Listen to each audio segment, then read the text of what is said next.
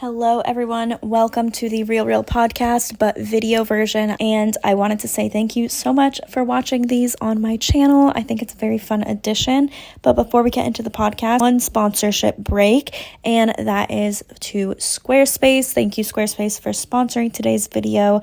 If you don't know what Squarespace is, it is the best way to build a website. I say this in my videos all the time, but I have tried a million different website builders, and there is nothing that compares to the ease and customization of Squarespace. Sometimes I can't believe that I've ever even tried other ones because Squarespace is a million times better, so much more customizable, and I personally think it's the most beautiful website builder too. Not only can you customize anything, but their templates that they already give you just off the bat are incredible, and you don't need to know how to code to build this website. If you are someone who wants to try out Squarespace and you have a business, you want a personal blog, literally any online presence, just get 10% off your first order using squarespace.com/Natalie Barbu, or use my code Natalie Barbu for 10% off. Now, let's get into the podcast, introducing my co-founders. Hi guys, thanks for coming on my podcast. Had to travel real far to get here. Yeah, well, welcome to the Real podcast. I'm not going to do an intro. I'm just going to jump right into it. These are my co-founders for Rella, and Nick is in town. He lives in North Carolina, so had to do the podcast. Pleasure to be here. But I'm very excited because we haven't done a podcast together in a very long time. I think it was before Rella ever was launched. I think the last time I remember it, me being just recording in my room by myself because we were all in separate places at that time. Or no, I was living with you. No, we were in the same house, but we were in different rooms. So I wanted to bring my co-founders on the podcast so that I just want you guys to get to know them. It's been a minute, but also I think it'll be really fun just to talk about kind of like how we all met, what your guys' thoughts on where we are today, since it's the last time we all recorded together about Rella was before we launched. So we'll just get into it. Okay, first question. How did we meet? I don't think that answer's changed. People might not have listened to it. I'm curious to see if we answer this question to go back and listen to how we answered it before. I think put simply, it was mutual friends. Nick and I in school, our senior year, decided we wanted to not get an air quotes real job and taught ourselves how to write code and started a software consultancy, which we did for how long? Probably year and a half, almost 2 years. And during the course of that, so we just kind of did niche software consulting, built applications for people, and through mutual friends, Natalie was looking for someone to build what was then a nameless, faceless, barely idea social media application, to which Nick and myself gladly jumped at the opportunity to take her money and build an application.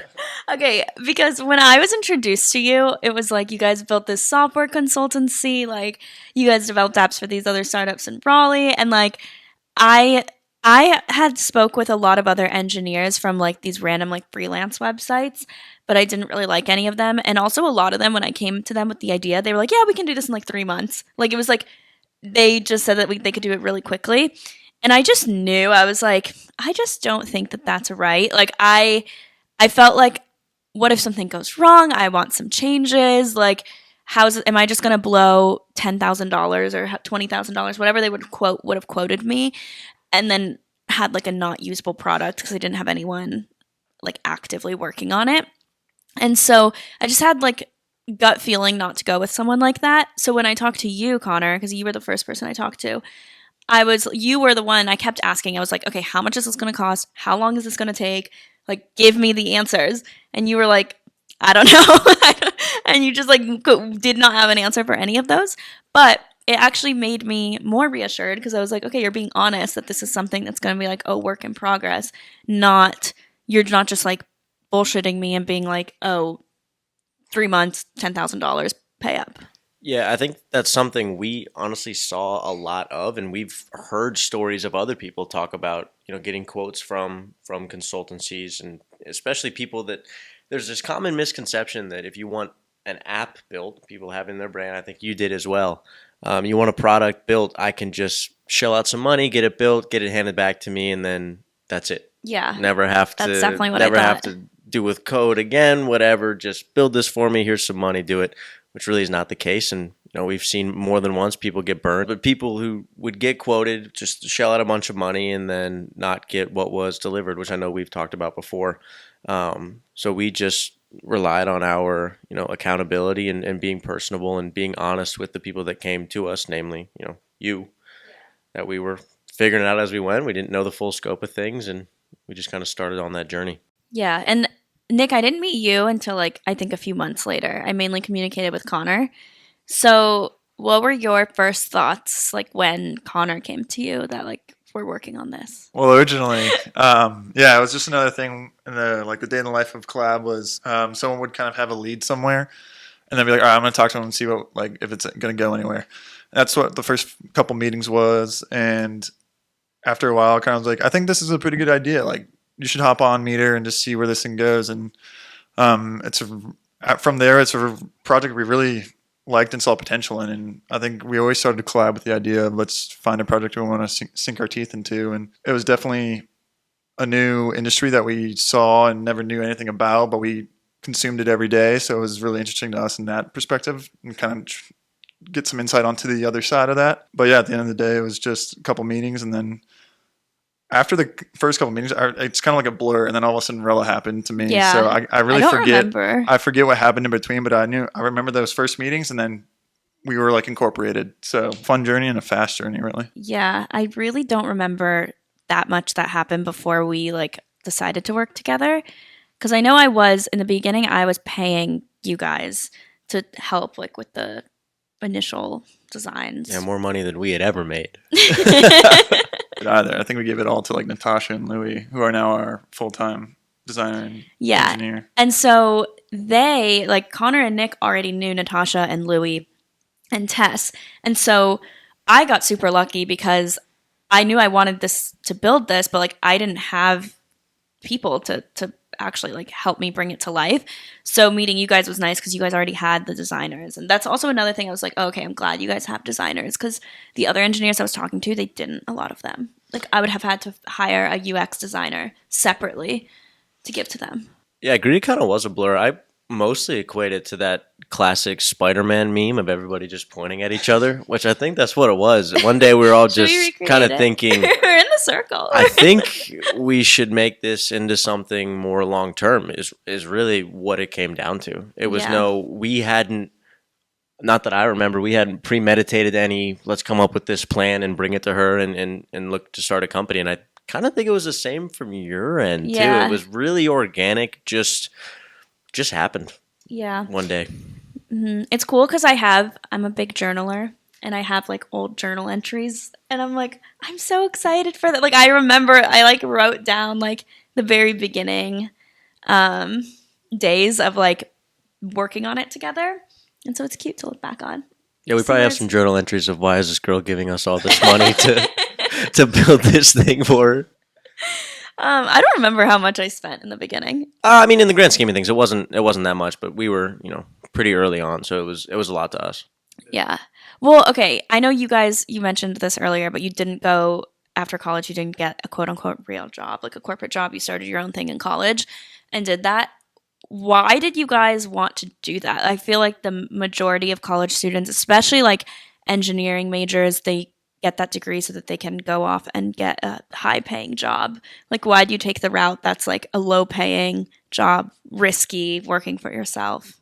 I think our answers might be a little different, but I'll go first. Well, I, unlike Nick, had no job offers out of school. Don't sell yourself short. Well, why am I working with this guy? I also didn't really apply to any jobs, so that was definitely a part of it. I was also applying to jobs way out of my realm of what I went to school for. So I was applying to software jobs, but I went to school for electrical engineering. Yeah. So I had no quote unquote relevant experience in school to do that. And mainly for me, it was I studied electrical engineering, had an internship at a large electrical engineering firm, what would have been, my future. I think I had a little looking glass into the future, and it was just not what I wanted to do, did not excite me, was not what I wanted for my life. So hit the books, learned how to write software, and then found some other people that were delusional enough to join me and do that. Our answers are going to be a little similar in the beginning, where I had a couple internships throughout high school and then college where I was working for a big Fortune 500 company that, like, it was a very good experience, but not one that I wanted to kind of do for the rest of my life. It was a company that my dad had worked for 35 years, and then, like, I applaud him for doing that because I couldn't do that same thing Yeah. for 35 years, and didn't want to be stuck behind a cubicle all day, and the whole mantra of that. And then COVID hit, and our senior year kind of just wasn't really as serious as it should have been, and all our professors was like, "We don't know what to do.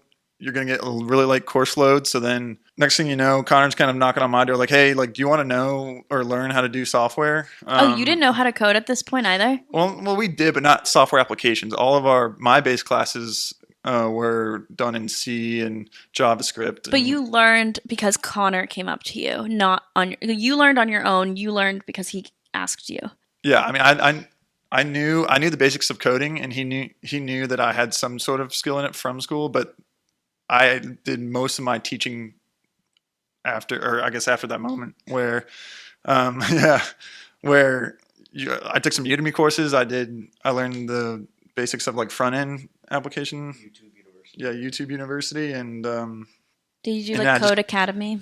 Code Academy? I tried that for a little bit. Honestly, Udemy was the best one. That had, like, the best crash courses.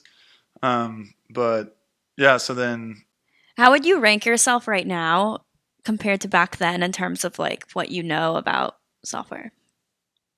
Like, when you graduated college? Like green when. What's green? Like beginner. Oh. Yeah. Like when you asked me to help you out with the consultancy, really. Yeah. So I mean, it's one of those things where what you know, in my opinion, only goes so far as the experience you have. So then when starting out, we didn't have a lot of experience, so you don't know what you don't know. You're so narrow in this realm of the things that you've been exposed to. And, at least when I started, I think I gave Nick some of the books as well. It was just books and YouTube, but you only ever know to look up what either somebody tells you or what you've heard before. Yeah. So you're so limited by that. And then when we started to actually get into building things, especially with Rella, there was all of these things that, we came across, and we still do that. We're not really sure how that works. Let's figure it out.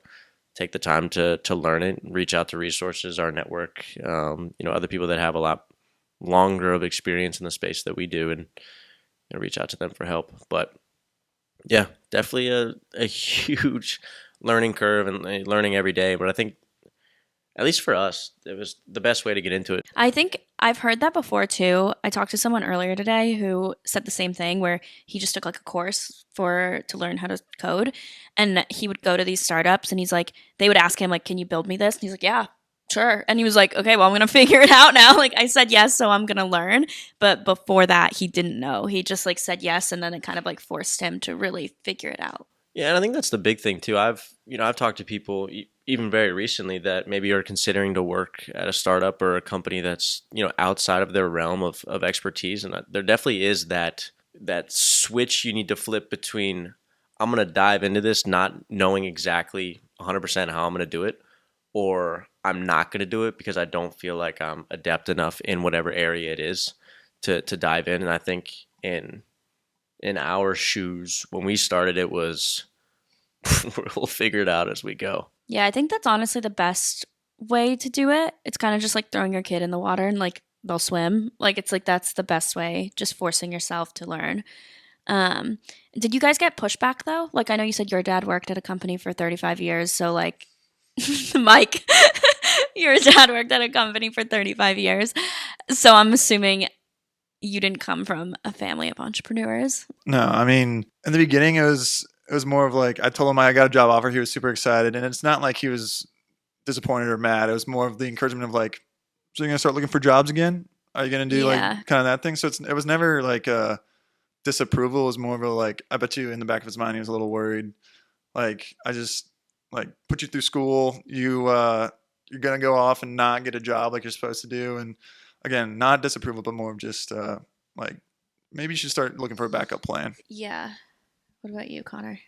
You Uh, don't come from entrepreneurs no, either. I don't know. I think my experience was more so just my, I was extremely lucky, and I think we all were, to have a very supportive, families behind us, and that's kind of where mine was hey, give it a shot. When else would you try this besides fresh out of college during COVID? I was injured at the time too, so I was at home anyway. Yeah. Um, so screw it, like just give it a shot. If not, you always got a place to come back. You can sleep on the couch at home. So Yeah. because we Yeah. didn't make money for a long time, Nick and I were on the ramen and whatever diet for You guys live over a together, year. right? Yeah, we lived How much together. was your rent in Raleigh? You just need to say that because it's like it's so cheap that I like can't. I mean, especially now you live in Miami. Wilmington obviously isn't as cheap. $395. Yeah, less than $400 a month. That's really nice. That's I crazy. mean, it was the only way we made it possible, Yeah. or that was the only thing that made it possible. No, but yeah, that's like crazy. But yeah, no, I agree. Like without my family's support, I definitely would not be able to do it. Like, and I'm talking like emotional support. If they were constantly like in my ear being like, "What are you doing?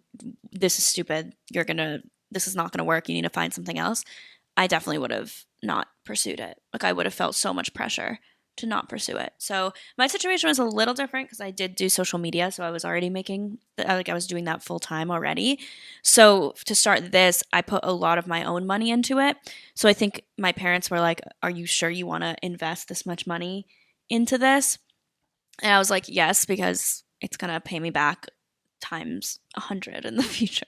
Yeah, and I think for us too, we also had I consider it a benefit to having not made any money out of school and just gone into this immediately and continued to not make money. I think it's a lot harder for people who I mean, golden handcuffs is a real thing. You get out of college, you Yeah. taste money for the first time, and you're finally making a salary and have some sort of security, and it's really hard to leave that. So we just decided to continue our lack of money and our lack of security. And it's definitely paid off. I mean, just with the experience and just what we're able to do every Yeah. day. Yeah, no, I definitely agree. And then when we started Rella, obviously the first moments were kind of a blur, but what were your expectations? Like, did you expect to be here 3 years later, recording this podcast in our office in Miami? Like, what were your expectations? Did you expect us to raise money? Did you expect us to like, be where we are today, I guess? When Connor asked me about the consultancy and just joining on with that, it was more of I didn't have a clear end goal for why I was joining or why I was doing it, or any expectations whatsoever. I think that's just part of my personality where I'm more go with the flow, um, and I just didn't, yeah, I didn't have any expectations, but I did not expect to be where we are now. I think the raising was a little bit surreal for me, the kind of going through those motions, and then now being at the point again where we're going to want to raise again soon, and um, having a product like a great product out there that's an actual working app on the App Store is also an accomplishment of Connor and I's that we didn't get through the consultancy. So that's surreal having something like going through those motions and not even knowing how that process worked and figuring it out. But yeah, Yeah. Yeah, I definitely did not expect. Like, I think for me, I didn't even know what raising money meant. I had never met anyone that had raised money in the past. I've never met anyone that worked in venture capital. I didn't know anyone that even like founded a tech company. So for me, I was like so unaware of what it meant. I didn't know what evaluation was. I didn't know anything. So the first thing I did, I remember when I kind of realized, I think you guys honestly brought it to my attention that we should probably raise. Like I think you guys were like, this is an app that like needs to raise money, and because I didn't think that I didn't necessarily want to at first. But then yeah, obviously developing an app is really expensive. So I was like, okay, yeah, this makes sense to raise, and like where it's gonna go makes sense for us to raise. And so that's when I started thinking about like how big this could be because I don't think anyone should go into raising money just because you need money. It should be like if it can be a very big product. Like if this can be a $100 million company, that's the only reason why you should raise. So I think that's the moment when I started thinking a lot bigger and just being like, okay, I'm going to research this and we'll see where it goes. Yeah, I mean, I think that's in terms of answering the question. I definitely don't. I'm not really sure where I thought it would go. I think there's that kind of level of you don't realize how far you've come until you are somewhere, and then you look back at where you were before. Is Yeah. kind of the strange piece of it, um, and also just taking it day by day. I think looking too far ahead and thinking about the potential all the time can be very overwhelming. Yep. And kind of just certain days rolling with the punches and seeing where you go, and then taking that time. I know with the past couple some of the events we've had, I try to stop and kind of have a moment of reflection with the whole team to stop and just appreciate how far we've come, where we started, and it's kind of in those moments I think that you realize, okay, how far we've come. Because in the day to day, Yeah. you get so caught up in everything. Yeah, I agree. Yeah. You're very reflective, Connor. I try to be, You're but I'm very reflective when I think about being reflective. Other than that, it's just like go go go go go, which is why I try and stop every once in a while. How would you describe in like a few words every member of the team? Like what's their character trait or their personality trait? From my perspective, oh god, Then you can go, Nick. I'll go last. Nick is kind of the quiet mystery man in the corner, but he's kind of he is one of the foundational members of the team, but he's kind of the glue of everybody. I would say Nick is always the moderator, Yeah, mediator. he sits in the middle of Yeah, us, I think. yeah. Nick is definitely remains cool headed, where Natalie and I can butt heads sometimes.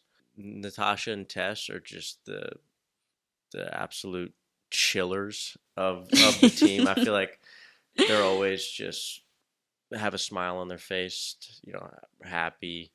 Just always, enjoying work. Louis is the Louis is a tell it how it is guy. Yeah.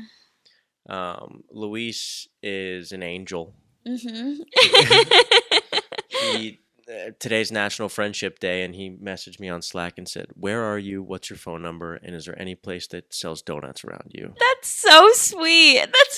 He sent us donuts before one time too. It was so nice. Yeah, it was when we were all in person in Yeah, Raleigh. when we were all in person, I was like, "What? You do not need Down to do in that." Buenos Aires. You, Natalie, are the just annoying itch that you can't scratch. Yep, I've gotten that before.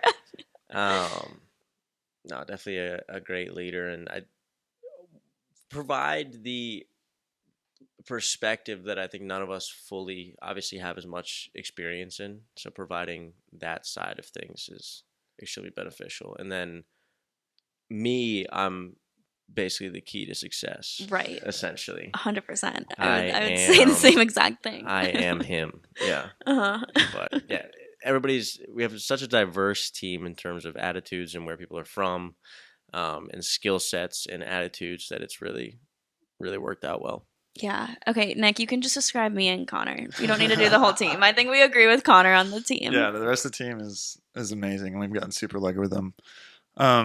But in terms of you and Connor, I'll start with Connor first. Then, definitely the visionary. As much as we might hate that word, I think he's the dreamer, the one that is kind of going to shoot for the moon. And I would agree that I'm the one that is going to have to reel him back in most of the time. But yeah, I mean, super smart and driven, and you definitely are like you just want to constantly learn. I think you're like a bookworm in the way of tech.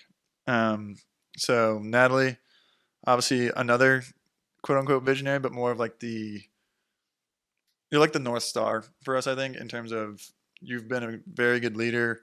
And with the industry knowledge that you have, it's kind of, it's easy to follow your direction. Cause I mean, it's not like we trust you blindly, but I think in the beginning we weren't necessarily sure how credible you were, but now you've kind of, definitely proven your worth in terms of like we've learned so much from you just in terms of the industry. And then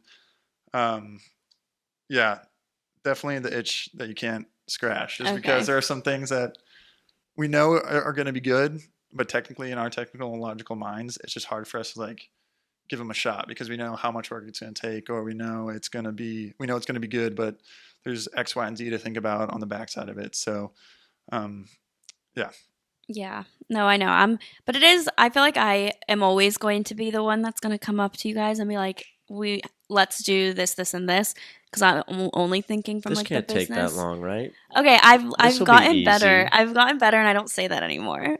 Do I? You've gotten better. That used to annoy them a lot. Is when I would present something, I'd be like, "Oh, like this should be really easy," or like this shouldn't take that long of like a new thing that we're adding or a fix, and they would just want to like rip my head off because I don't know tech. So how would I know if it's easy? Okay, I'll describe you guys quickly. Connor, I agree with like the visionary, like thinking big, bookworm, annoying a little bit actually. I'm going to take that from you because sometimes Yeah. you can definitely, yeah, and I think you embrace it. Like if Connor has something in his head that he wants us to do, he will not stop talking about it. And it's going to be one of those things where it's like, he'll bring something up, be like, guys, we need to do this. And then it's like, okay, yeah, let's start working on it. And he's like, oh, we're not moving fast enough. We got to do that. And I'm like, dude, you Fully just aware. brought it Yeah. up. And now you've brought it up like 10 times. Like, what do you want us to do in the next like 10 minutes? And So, the best is when I've openly ignored something or maybe you had suggested or you had suggested we should do something, and 3 weeks before that I'd be like, no, it's not that important. Then I'll read a book uh and I'll huh. come and I'll just be gung ho. Yeah, that's Let's happened a do it. few times. I'll like bring something up and it's like, okay, like we'll get to that. And then Connor reads it and he becomes obsessed. And it's like his great idea. And I'm like, okay, look at the Slack 3 weeks ago and we can credit that to me. And then Nick, you're very heads down, like hard worker, gets things done quickly. And I feel like you don't ever like complain. Like I don't know if you have much to complain about, but I don't hear you complaining a lot. So, do you hear him maybe Connor hears him complaining more. No, you're more self-critical. Yeah, you don't come like you're very just like, okay, this is going to get done and you are very heads down and do it. So I think that's good. But yeah, we have a very like well-rounded team, which is I think really really beneficial. And then I think I remember asking you guys this in the first podcast that we did like forever ago, and it was if you knew how hard this would be, would you do it? Like would you start it? Like if you knew how difficult it would be, would you actually start Rella again? I always say probably not because it's like you not that I regret starting it at all, but in the beginning if you realize like in the beginning you have this the benefit of naive or being naive where it's like, okay, how hard can this be? Let me just get out there and do it. Versus if you knew in the beginning, oh, this is going to be really hard. You're going to spend this many months doing this. This is going to happen. This is going to happen. You're just going to be like, okay, I'm going to find something else. Like I'm not going to do it. So I would say that, but what not that exact question, but what's I guess like the hardest thing that you've had to learn or like the biggest lesson that you've had to learn in the past 2 years? That's a good one. I think the hardest lesson really is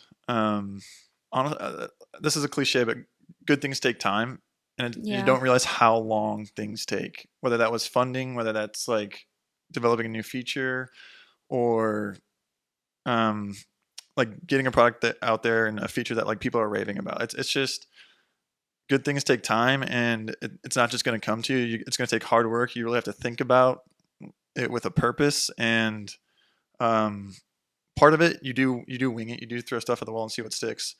But then I think we're getting to the point now where we're realizing like you really have to move with a purpose and then analyze those moves with the same purpose and the same kind of all right, so what did we do wrong and what do we need to do to improve, and being honest with yourself. Mm-hmm. I think that's a good thing. One good thing about us as co-founders is I feel like we've been really honest with ourselves about where we're at and where we need to go and what we're doing good and what we're not doing good. So I know that's a multi-part answer, but I think yeah, definitely Mm-hmm. takes time being honest with yourself, and um, takes hard work. Yeah, I mean, I would say something along the same lines, just that nothing happens in a vacuum. You always hear about overnight successes or solo successes, and this is a very generalized statement, but I don't think those really exist in Mm-hmm. in the way people think about them. So just learning that success doesn't happen in a vacuum, and it does take time, and also just how much we don't know, and being able to accept and acknowledge some of that ignorance and be able to ask for help and be coachable.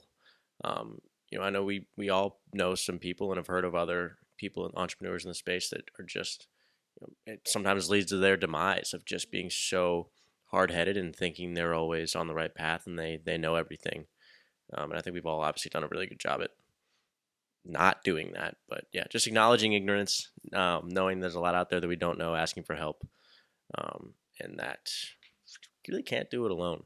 Yeah, I totally agree. I think for me, the biggest thing is how the biggest lesson is that it's okay to not know everything. And there's, I think the biggest surprise to me was what you were saying with how much out there it is unknown.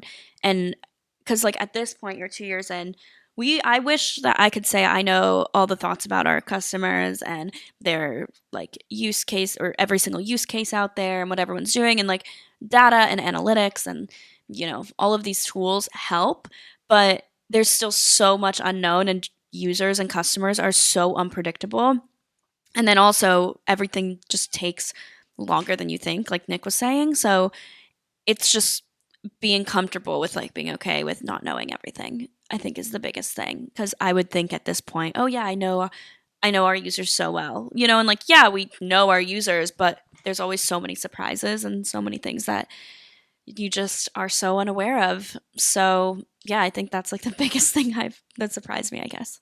Yeah, it's the whole like strong opinions held loosely. I think things also change so often, and what we thought what was true, Yeah. quote unquote, to us a month ago might Yeah. not be anymore. I think when people ask me if, like how to start a business or being what it's like to be, an entrepreneur, work for yourself, I think the number one character trait is adaptability and just like, I think in a way it's also like impulsivity, like being impulsive to just do things and jump first and figure things out later. Because I think if you think too hard about it, you're probably not going to do it. And adaptability, being okay with being like, okay, I was wrong. Next. Directed delusion. Directed delusion. That's good. Where'd you read that?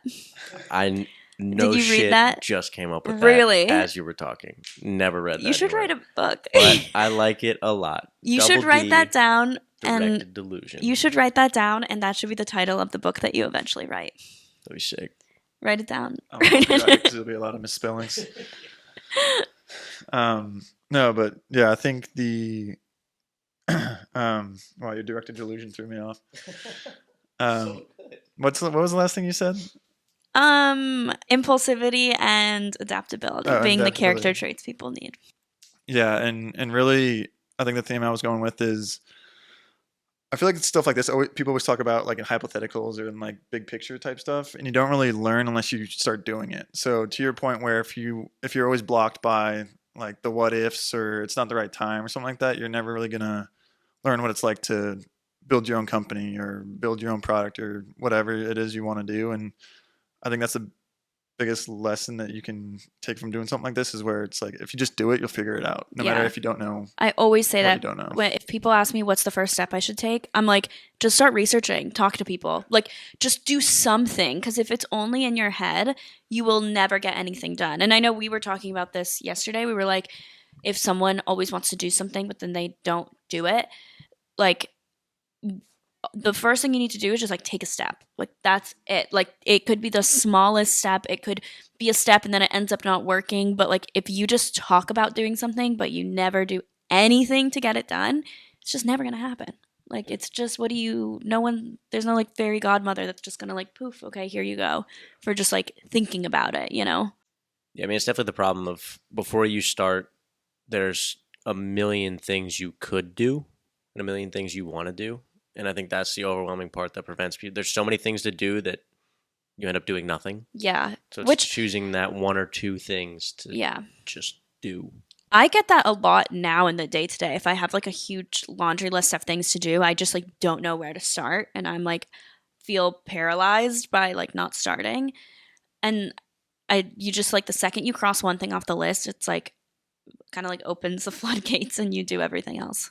And I also think we still do this, but also not being afraid to do something bad the first time. Like, think about the first pitch deck we put together. Oh my God. It It's was actually horrific. embarrassing. Yeah. It's actually really I embarrassing. think the pursuit of perfection can also be almost paralyzing because Mm-hmm. you want it to be perfect. You want it to be up to the fidelity of everybody else. But what people don't realize is they've been doing it for years. Yeah. And they started on that first draft is always terrible. I always say, like, for people wanting to do social media and they're like, oh, I just like the first video was so bad. I'm like, don't compare your Go first back and video. look at Natalie's first video. Yeah, seriously, it's still up. I'm just saying, don't compare your first video to someone's 100th video. Like, it's the same thing. Like, your first MVP is not going to look the same as a company that's been in business for 5 years or even 1 year. Like, it's going to look totally different. Yeah, I mean, and that's for anything. Like, I just picked up a tennis racket for the first time. I suck. Mm-hmm. But it's just it's getting over that. I think that level of embarrassment that goes with things because you're putting your first video, you're probably putting a lot of effort into it. You're putting a lot of yourself into it, and it's And then it's most bad. likely going to suck. Yeah. It's just getting beyond that. Yeah. No, I totally agree. I think we make a very good team, though.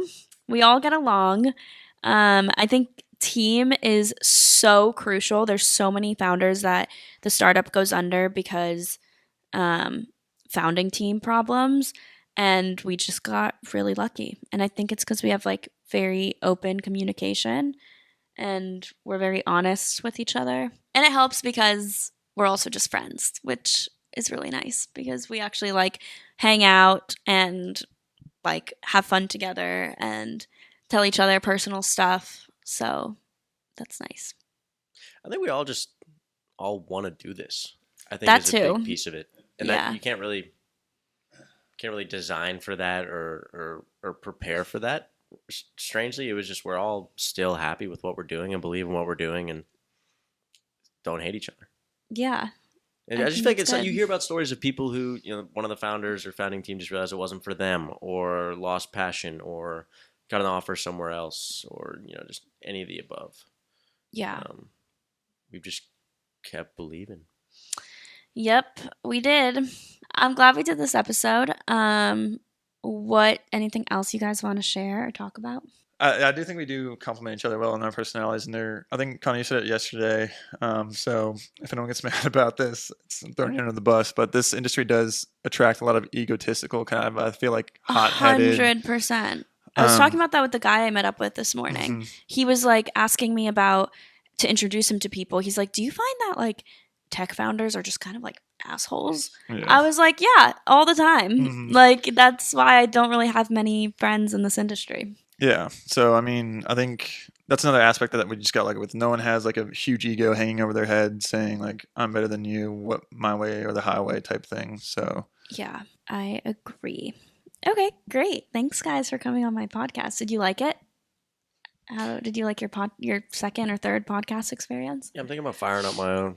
You should. Yeah, I think I'm entertaining. yeah, this is my second podcast, so don't judge me by this one. I know I'm not the best public speaker. Is it less scary because it's just a mic with us rather than like actual audience? Like public speaking?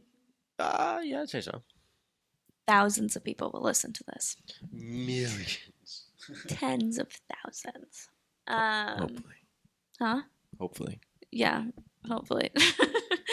Well, I'm doing a rebrand, so this is like I'm trying to like be more the real rebrand. Rebrand. The real rebrand with Rella. Lots of R's in there. Let's go. So this is gonna be part of like the more casual episodes. I'm trying to make them more casual and like navigating adulthood type stuff. I feel like this falls in line with that. Well, yeah, Connor and I are going to start a competing podcast. Haven't come up with a name yet, but The Rella reel. will be a lot more fun than this. This wasn't fun for you. And Nick and I haven't reached adulthood yet, so I don't know if it'd be the best for the real rebrand. What's your podcast gonna be about? It has to Um, be anonymous. It has to be. Yeah, I don't know. Honestly, I think just navigating adulthood more casually. Okay. Okay. Anyways, thanks for listening, guys. If you want to follow us, you can follow at Rella Social. You can follow me at Natalie Barbu. At Connor_Boyce. Are you public now? No. Do I need to be? I mean, probably. Yeah. But fair you're enough. good. You can Yeah. stay private. I might go public. Okay. Yeah, we'll see. Mine's at Nick Kane 15, but the K shared between the Nick and the K. Oh. So NICKANE 15. Mm, Honestly, didn't realize that. it's a cool play on I it. didn't look it up that if I even did that still. All right. Thanks, guys. Go watch Barbie. Oh, yeah. Going to see a Sunday. They paid us to say this.